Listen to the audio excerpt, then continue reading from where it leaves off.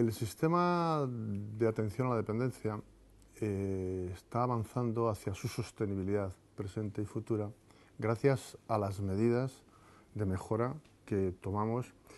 Y en estos momentos, yo creo que hay que ponerlo en valor cada vez más, que tomamos de acuerdo con las comunidades autónomas en julio del 2012 en el Consejo Territorial de Servicios Sociales y Atención a la Dependencia. Y las grandes magnitudes, es cierto que siempre no solo lo hemos dicho, sino que está puesto en la normativa, tanto del Real Decreto que regula el nivel mínimo como la orden que regula el sistema de información. Los datos mensuales son provisionales, porque todos los meses se pueden ir modificando, obviamente, porque es un sistema vivo que está cambiando todos los días. Y los datos definitivos a 31 de diciembre de cada año son los que nos han de servir para hacer las evaluaciones interanuales. Con lo cual, con cierta prudencia respecto a los datos, que avanzaría algunos de los que estamos a punto de cerrar a noviembre, pero yo creo que están dando ya las tendencias de las grandes magnitudes. ¿A qué me refiero después del comentario primero sobre la sostenibilidad? Pues además creo que es muy importante recordar y reiterar que en esas medidas de mejora se han mantenido los derechos. Los derechos el derecho subjetivo de una persona reconocida como dependiente es que se le conceda y sea efectiva la prestación. ¿Qué prestaciones? Las que dice la ley. Ese derecho subjetivo de atención en un catálogo de servicios y prestaciones, que no hemos modificado. Es el mismo catálogo desde que la ley se aprobó, con lo cual el mantenimiento de ese derecho subjetivo se ha mantenido. El baremo, lo que regula los profesionales para que a una persona se la considere con dependencia, en situación de dependencia, en qué grado, es un baremo que tampoco hemos modificado en estas medidas de mejora, porque fuimos lo suficientemente prudentes, porque era un baremo que se aprobó en el 2010, con un Real Decreto del 2011, pero diciendo que entraba en vigor al año siguiente, y se aprobó prácticamente con el acuerdo de todas las comunidades autónomas. Y en el marco, es decir, el marco legal fundamentalmente en cuanto a derechos y regulación de valoración de dependencia es el mismo, y luego el marco de financiación, que luego hablaremos, pues es también el mismo que existía en normativas anteriores. Sí que es cierto que he puesto de manifiesto por un informe, yo creo que muy riguroso y además que ha arrojado mucha luz y mucha información, un informe del Tribunal de Cuentas sobre la financiación del sistema de dependencia. Avanzando, antes de que conozcamos los datos del 31 de diciembre del 2014, yo creo que hay 4 grandes variables que son importantes, porque son las medidas de mejora que tomamos, hay que ver si están dando sus resultados. Si no, pues tendríamos que decir, oye, pues no hemos acertado. Pero primero, dijimos que era prioritario que se incorporasen nuevos beneficiarios a recibir prestaciones. Se han incorporado, con los datos de noviembre, estamos hablando de 282.000 nuevas personas que pasan a ser beneficiarias con prestación desde el 2011 al noviembre del 2014. Hay que esperar las definitivas, como decía, del 2014. Eso quiere decir que el sistema sigue incorporando nuevos beneficiarios a atender.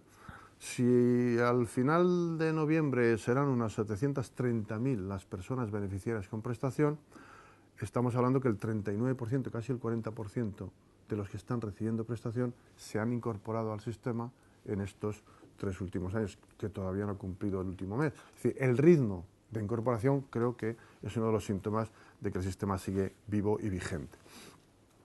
Dijimos que nos preocupaba las personas pendientes de recibir prestación. Cuando nosotros llegamos había 305.000. El 29% de las personas que les correspondía recibir prestación estaban esperando. Nos sigue preocupando que haya, según los datos que vamos a estimar, habrá unos 167.000 cuando cerremos noviembre. Pero son 139.000 menos. 139.000 menos es casi un 45% menos. Es decir, que si nos preocupaba reducir las personas que estaban pendientes de recibir prestación, que llevaban tiempo y tenían mayor situación de dependencia, yo creo que es otro dato que indica que hemos acertado en ese sistema. Otro aspecto importante que a veces pasa desapercibido, porque el primero es atender, pero si además de atender se puede generar actividad económica o empleo en estos momentos en este país es importante. Era otra de las valoraciones que la ley. Nosotros siempre dijimos que la valoración, la prestación que hemos mantenido todas de cuidados en el entorno familiar, no estamos en contra de ella.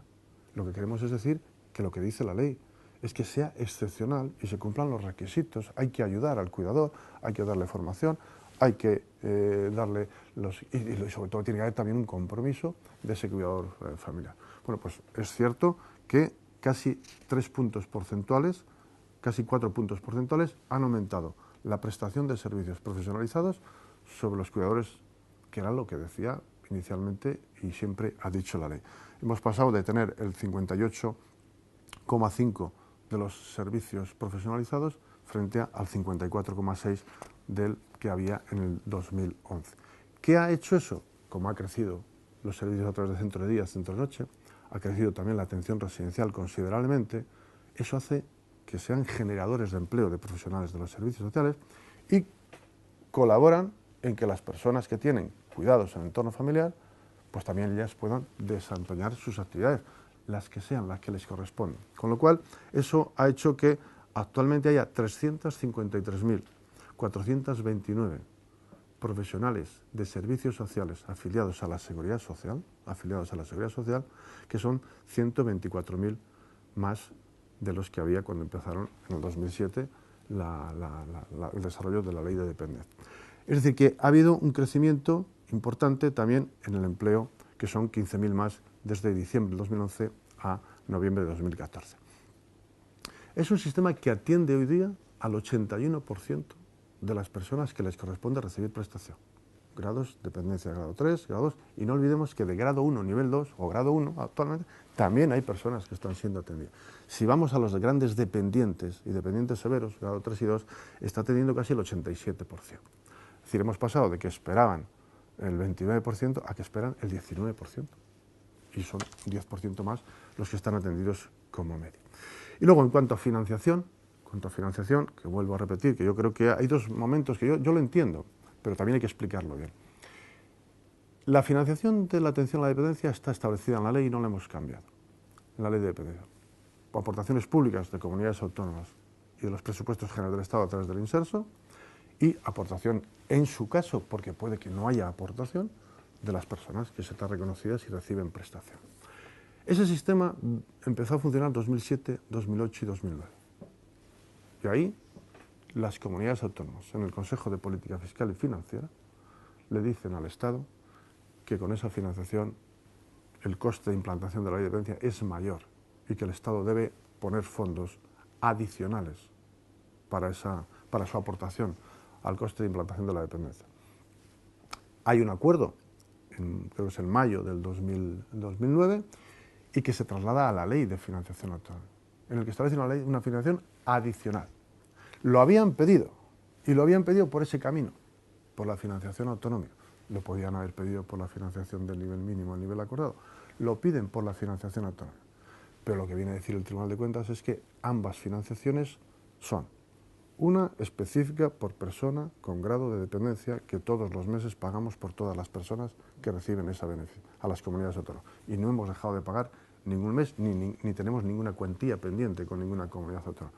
Y por la financiación adicional de un fondo, de unos fondos adicionales para el mantenimiento de los grandes servicios públicos como la sanidad, la educación, pusieron ese mismo nivel para acceder a la dependencia, con los mismos criterios en conjunto del territorio. Pero para repartir esa parte de ese fondo, una parte de ese fondo, se tienen en cuenta los mismos criterios que para repartir el nivel acordado a las comunidades autónomas, beneficiarios con prestación y población potencialmente dependiente. Y eso, a partir del 2009, lo que hay es una financiación que, como bien dice el Tribunal de Cuentas, viene a compensar y a que el conjunto de los presupuestos generales del Estado, pues viene a decir que en el último año que analiza, en el año 2013, por unos fondos y por otros, al final los presupuestos generales del Estado están poniendo de los 1.286 finalistas más 2.472 de financiación por la adicional, es decir, 3.679 millones de euros. son 69 millones de euros más que lo que recibían las comunidades autónomas por las dos vías que en el año 2011. Y viene a decir el propio tribunal, frase del propio tribunal, que este aumento de la financiación, que es cierto que no se podía tener esa financiación de 2007 al 2009, pero desde 2009 en adelante, esa financiación ha hecho que la tendencia sea al alza y compensado el nivel acordado. Con lo cual, el Gobierno, a través de los presupuestos generales del Estado, está cumpliendo las previsiones, se están cumpliendo las medidas, todavía falta analizar el año 2014 y todavía el año de implantación. Vamos a implantar plenamente, se va a integrar plenamente a todos los dependientes en el 2015, porque la que garantiza la ley es la Ley de Dependencia y el 1 de julio está ahí establecido por la ley, que es la que genera los derechos, y estamos cumpliendo en la financiación de las administraciones públicas por los presupuestos generales del Estado. Obviamente hay que seguir trabajando, pero creemos que la senda hacia la sostenibilidad, y termino como empezaba, está dando sus frutos. Es una pregunta que yo la entiendo, así planteada, lo digo de verdad, pero también yo creo que hay que, lo que voy a decir es lo que yo creo respalda el razonamiento siguiente. La ley establece una implantación gradual de los dependientes. Primero el grado 3, luego el grado 2, luego el grado 1. Obviamente, a mayor situación de dependencia, a mayor necesidad de atención, primero se le da la atención. Si vemos eso, desde el 2007 se han ido incorporando grados y niveles incluso, se han ido incorporando, como hemos visto aquí, todos los años, desde el 2009, desde el presupuesto del 2008-2009, el presupuesto inicial del inserso, no el de la financiación autonómica, el presupuesto inicial del inserso ha tenido que aumentarse. Creo recordar que el primer año 2008-2009 fueron casi 400 millones de euros, al año siguiente 300 millones de euros, al año siguiente 120 millones de euros, al año siguiente 119 millones de euros. Este mismo año hemos incorporado casi 60 millones de euros. ¿Qué quiero decir con esto? Que ese ha sido el mecanismo que ha funcionado. En función de que se van incorporando, el presupuesto inicial es una previsión. Si ha sido necesario aumentar el presupuesto del inserso, por financiación, por aumento de presupuesto en las cuantías que le he dicho, para que todas las personas reconocidas en situación de dependencia por las comunidades autónomas, con prestación efectiva en ese mes, en ese año, el inserso transfiriese las cantidades a las comunidades autónomas, ha venido funcionando 2007, 8, 9, 10, 11, 12 y 13. Tiene que funcionar en el 2014 y en el 2015. Ha funcionado en el 2014 y en el 2015.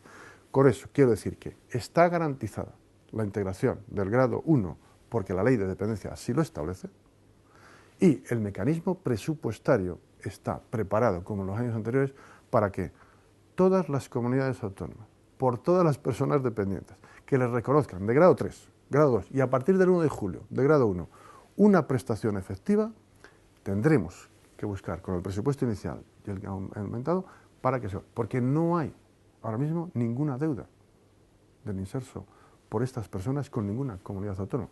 Todos los que reconocen todos los meses les libramos las cantidades. El Estado ha hecho, desde mi punto de vista, y lo digo con todo el respeto y también con todo la verdad está ahí, es decir, ha hecho todo lo que podía hacer.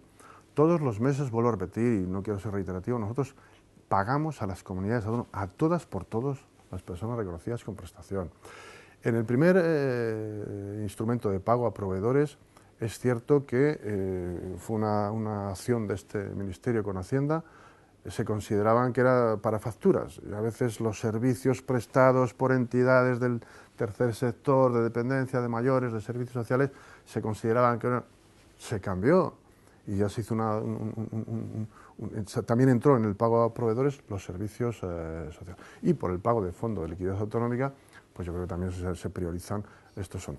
Quiero decir que con el mismo instrumento legal, con el mismo instrumento de financiación específico que hemos dicho, con los dos instrumentos de financiación de la dependencia, más pago a proveedores, más FLA, facilitar que se ponga al día lo que son servicios, yo creo que ha hecho que yo recuerde, y puedo equivocarme, hace un año por estas fechas, aquí vinieron entidades a decirnos que había algunas comunidades autónomas que estaban pendientes de pagarles a lo mejor 6, 7 meses, y lo que me llega a mí es que creo que ahora son 1 o 2, con lo cual algo habrá tenido que ver esos ejercicios. Nosotros dijimos una cosa muy clara en uno de los acuerdos del Consejo Territorial en julio del 2012.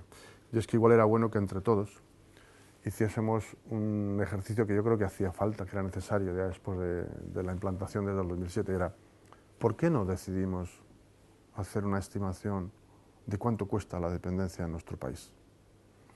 Eso no es fácil porque no hay unos indicadores de los servicios para el conjunto del territorio.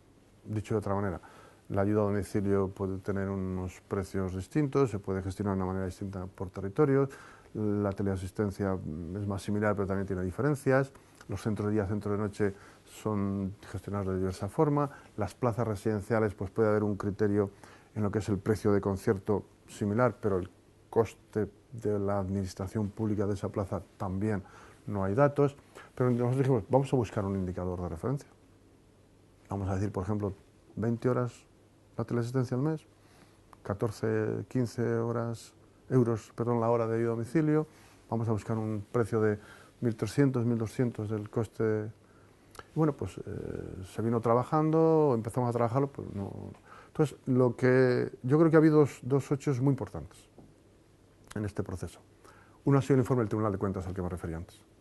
Por primera vez el informe del Tribunal de Cuentas con información pública, porque el Tribunal de Cuentas nos habrá pedido información a nosotros, habrá pedido información habrá captado información de los presupuestos generales del Estado, ha pedido información a las comunidades autónomas, ha hecho un informe previo, ha dado periodo de alegaciones y ha salido un informe definitivo. Bueno, pues ese informe definitivo del Tribunal de Cuentas lo que viene a decir es dos cosas. Que no hay una contabilidad presupuestaria separada para la dependencia, que lo puedo entender por cómo se gestiona dentro de los servicios sociales, que tampoco se puede saber con exactitud cuánto aportan los beneficiarios, pero aportan, en algunos casos aportan cero, pero otros hay aportaciones, y sí que se sabe, porque es más fácil, lo digo también, cuánto aportamos al Inserso todos los años, desde los presupuestos, por el nivel mínimo más el nivel acordado, y cuánto ha sido, la ha sacado el Tribunal de Cuentas, esa financiación adicional, con lo cual sabemos bastante más que hace 2 años. Y el informe es muy concluyente del Tribunal de Cuentas. Entiendo que en la aportación de las comunidades autónomas, por la información que han dado ellos de su gasto en dependencia, de su costo en dependencia, está la aportación de los usuarios, aunque no la sepan diferenciar o no hayan podido diferenciarla, y se saben las aportaciones que se han hecho desde los presupuestos generales del Estado por las dos vías. Estamos en una media del 50% en aportación de los presupuestos generales del Estado.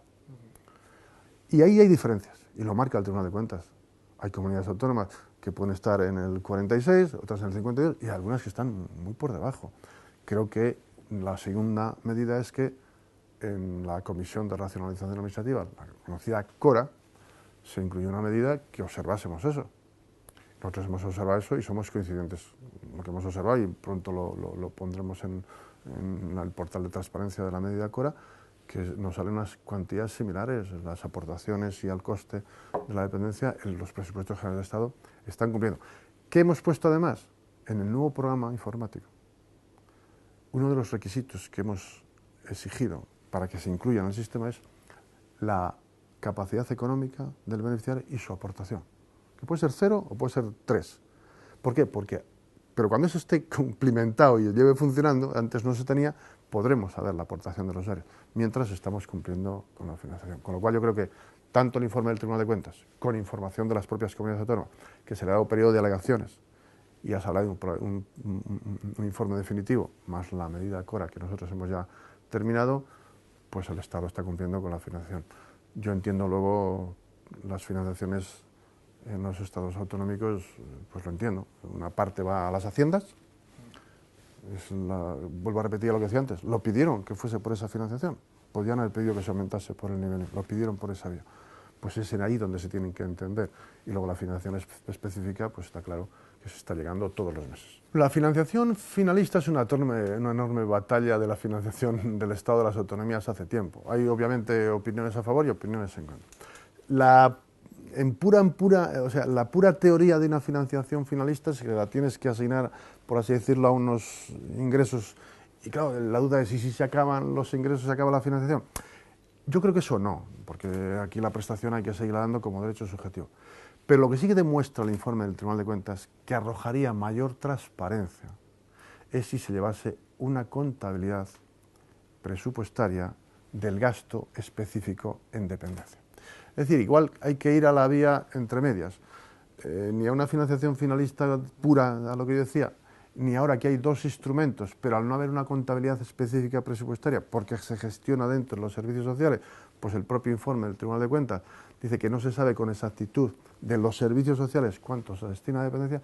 Yo creo que sí que arrojaría mayor transparencia si todo el gasto en dependencia tuviese una, digamos, una senda desde su origen hasta su destino, con una contabilidad específica o con una financiación del gasto, o que el gasto se considerase de financiación, gasto finalista y afectado. Yo creo que eso sí que lo dejaría. Dos pasos se han dado, el informe del Tribunal de Cuentas y este informe de Cora. Pero no cabe duda que si se diese tercer paso, podría ir, que sería como se está haciendo ahora, es que el nivel mínimo se paga igual en todas las comunidades y por persona y por grado de dependencia y todos los meses. La contabilidad, algunas comunidades autónomas empiezan a separarlo, algunas comunidades autónomas lo están empezando a separar. Yo creo que el paso podría ser ese, pero yo creo que los datos que nos están sacando es que más o menos hay coincidencia en el coste total de la dependencia. Yo creo que el informe del Tribunal de Cuentas dice que estamos cumpliendo en la financiación los presupuestos generales del Estado y quizá falte el detalle un poco más de... Eso ayudaría una financiación, no tanto como finalista, sino a lo mejor por una vía sola, pero afectada como gasto, contabilizándose el gasto siempre con toda desde su origen hasta su destino, destinado a la dependencia. No se está consiguiendo porque no se estaba consiguiendo desde el principio. Es decir, una de las previsiones que se hizo, además de todas las estimaciones de cifras en beneficiarios por grados o incluso en financiación de lo que hemos hablado, era que podría contribuir a la generación de empleo. Y lo que se demostró en la primera evaluación que hicimos nosotros con las comunidades autónomas 2007-2011, que las previsiones de empleo se habían cumplido creo que a la mitad. Es decir, si se estimaban haber creado al 2000, creo que era el 2010 o al 2011, casi 210.000 empleos, se habían creado 115.000, o sea, prácticamente la mitad. Claro, ahí el análisis, y es una reflexión que comparto, si más de la mitad de los beneficiarios hubiesen estado recibiendo servicios, se habría generado el mismo empleo que si más de esa mitad han sido por relaciones, como se dice, de cuidadores familiares, que no son relaciones laborales, ni empresariales, ni mercantiles. Pues habría que analizarlo. Que es cierto que se ha invertido, como decía antes, en 4 puntos, ahora son más los servicios, pero un gran transatlántico que ha navegado en una dirección durante 4 años o 5 años, no le haces cambiar en poco tiempo. Pero al menos, en estos 2 últimos años, 2012 fueron las medidas, 13 y 14, al menos nosotros heredamos una tendencia a la baja de afiliación a la Seguridad Social de profesionales de los servidores. Había bajas respecto al año anterior. Estamos viendo que en los 2 últimos años que no han cumplido hay 15.000 más. La cifra más alta de profesionales afiliados a la Seguridad Social. Creo que la tendencia está ahí. Obviamente es un derecho adquirido, es una prestación regulada y concedida por ley, la prestación por cuidado de entorno familiar. Tiene que haber también una voluntad de beneficiario y gestor, comunidad autónoma, de poderle cambiar la dirección. Yo creo que es una prestación importantísima. Está definida ahí en la ley el asistente personal, que estaba definida de forma muy constreñida, solo se podía aplicar a un grado. Estaba enfocada para la vida autónoma fundamentalmente de personas con discapacidad, pero yo creo que esa prestación tiene muchas más posibilidades de desarrollo. Nosotros lo primero que hicimos fue ampliarla a los 3 grados. Y le faltan 2 cosas en las que estamos trabajando ya. Un perfil un poco de quién debe ser el cuidador, el asistente personal, que estamos trabajando con las entidades del sector, que yo creo que nos van a hacer qué formación adecuada. Nos falta luego poner en contacto de que sepan que hay asistentes personales que pueden cuidar a personas en situación de dependencia y que están formados y que encima están alrededor de esa plataforma que estamos creando con las entidades. Y falta luego regular su cualificación profesional, que hemos trabajado durante 6 meses con empleo, y en la cualificación nueva de profesiones sociosanitarias, pues yo creo que le hemos dado ahí un empuje importante con empleo y con educación, con el INCUAL, con lo cual va a haber, si se me permite, una troncalidad de formación mínima para trabajador sociosanitario ámbitos residenciales o en centros o en ámbitos domiciliarios, y además la cualificación profesional de asistente personal. El hecho de haberlo ampliado a las 3, aunque son pocas, se ha duplicado. De 800 ha pasado a más de 1.600. Yo creo que el hecho de la cualificación profesional será un revulsivo para desarrollar esta prestación. Yo siempre soy optimista en lo que son acuerdos y pactos que benefician sobre todo a las personas, a las familias, en este caso a las personas y a las familias, que nosotros lo hemos enfocado siempre desde el concepto más amplio de la salud. Escoger la persona que requiere una atención desde su salud, al final desde el punto de vista puramente sanitario, clínico, pero también salud personal, salud familiar, salud social, en el ámbito más integral del estado de la persona. Hemos trabajado con las comunidades autónomas desde el mes de julio hasta hace un mes. Yo creo que hay un documento que tenemos que ultimar ahora obviamente con el nuevo ministro, con el nuevo secretario general de Sanidad, que ya creo que le conoce porque las direcciones generales también trabajaron, sobre todo la de Agustín Rivero, y yo creo que ese documento de trabajo es un primer punto con un marco de acuerdo básico con las comunidades autónomas, que tienen las competencias en sanidad y en servicios sociales. Yo creo que ahora falta poner en marcha, obviamente el nuevo ministro y el nuevo secretario general con la secretaria de Estado marcarán el calendario, de ampliar ese marco básico que hemos definido el perfil de esta persona, qué servicios que les hay ya entre el sistema sanitario y tal, hay que integrar para atenderle en cada momento, qué entidades ya están preparadas o pueden prepararse con qué requisitos mínimos para prestar estos servicios. Tiene que haber una figura muy importante que es para coordinar la gestión integral de los servicios, que es la comisión de seguimiento, incluso con gestores de caso dentro de esa comisión, multiprofesionales, que vayan diciendo en cada momento qué servicios hay que atenderle, y luego hay que compartir información a través de la historia clínica, a través de la tarjeta sanitaria y a través también de la historia un poco de los datos sociales. Yo creo que si damos el paso a enriquecer este documento básico con todos los agentes del sector, profesionales, sociedades científicas, entidades colaboradoras, obviamente entidades y representantes de asociaciones, de familiares, de entidades sociales, pues podríamos estar en el 2015 en un acuerdo que estaríamos sentando los cimientos de la construcción del edificio de integración sociosanitaria, y que todavía queda por hacer. Pero obviamente para comenzar habría que, y yo creo que todavía es posible. ¿Y el principal escollo que encuentran en este sentido cuál es? Hasta ahora no ha habido grandes escollos, sino que obviamente había que poner un espacio común con las comunidades autónomas. Las comunidades autónomas están haciendo, tienen sus proyectos concretos de integración y de coordinación sociosanitaria, han ido saliendo al paso de dar solución a muchos problemas, y aquí había que ver qué espacio en común cabemos todos y se puede hacer a nivel de conjunto, como gran acuerdo, como pacto de Estado. Yo creo que el marco mínimo común ha demostrado que hay un espacio, hay un marco común con unas reglas, con estos apartados, en el que yo creo que todos nos podemos sentir cómodos. Si se enriquece por las entidades, obviamente, vuelvo a decir, luego habrá que desarrollar aspectos y concretos, unos más que otros, porque el perfil no hay, con todos mis respetos, mucho más que desarrollar, hay un acuerdo muy unánime, pero otros aspectos habrá que desarrollar. Pero si por lo menos este primer marco es la suma de acuerdos hacia un gran pacto, habremos construido algo muy importante. Quiero aprovechar para agradecer el trabajo que ha habido aquí, un trabajo importantísimo de las asociaciones, de las propias entidades, de las personas mayores, de las propias personas mayores que han colaborado con nosotros, de expertos que han colaborado entre jornadas y que habéis hecho un seguimiento durante 3 o 4 meses, y es un documento que es suyo, es un documento muy participado. Entonces, ¿cómo se va a desarrollar? Pues primero, yo creo que hay una parte ahí que es que tendremos que demostrarle a la Unión Europea que las orientaciones, España como país miembro, como Estado miembro, las ha cumplido.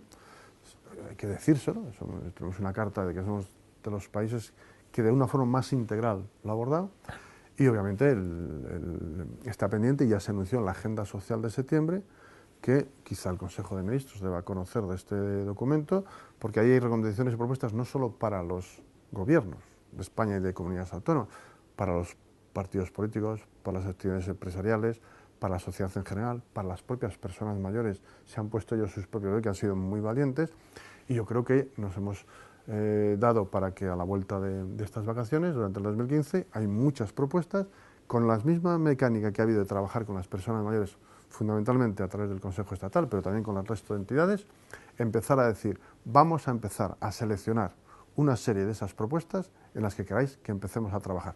Una de ellas, por ejemplo, era la integración sociosanitaria. Era una de ellas, por poner un ejemplo. Y ahí pues seguiremos trabajando con ellos. Yo creo que en el ámbito de la dependencia queda fundamentalmente en el sistema de dependencia. Yo creo que aquí, si con nada más llegar dijimos que lo que había que hacer era una buena evaluación de resultados que no se había hecho del 2007 al 2011. Tomar unas medidas en base a esos resultados, no porque se nos ocurriese. Se está caminando, por los datos que hemos dado, hacia su sostenibilidad. Faltan dos cosas, yo creo, desde mi punto de vista, en el 2015.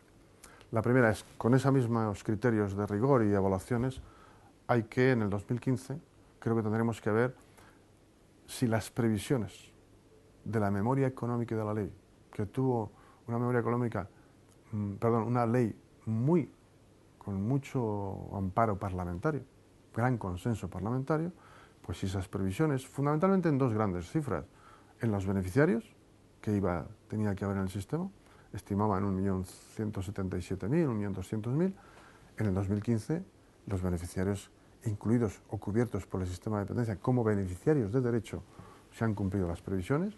Habrá que ver si dentro de grados, habrá que verlo también.